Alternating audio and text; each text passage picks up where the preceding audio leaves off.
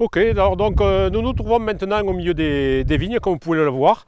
Alors ces vignes-là sont pas travaillées, uniquement enherbées, un enherbement qui est sur le milieu de la rangée, desherbage sous le rang uniquement.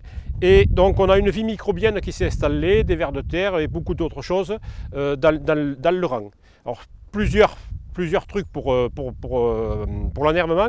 Ça maintient dans nos fortes pentes, ça maintient la terre pour éviter qu'après les gros orages tout foute le camp dans le bas. Et puis au niveau qualitatif, je veux dire que ça permet d'intervenir s'il y a besoin au printemps plus facilement, puisque l'herbe va repomper l'eau, l'excès d'eau tout de suite. Et au moment de la récolte, c'est la même chose. Ça permet de passer beaucoup plus facilement s'il y a des gros orages.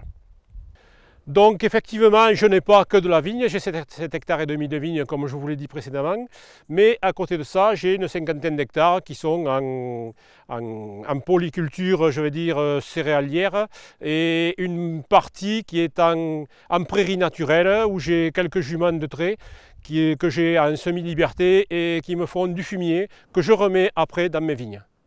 Donc au niveau de cépagement, j'ai la capacité à avoir mes 7 hectares de vignes en totalité en AOC Coteaux de Quercy, grâce donc au Cabernet qui est majoritaire, et les autres cépages qui sont le Malbec, le Merlot, le Gamay et le Tannat.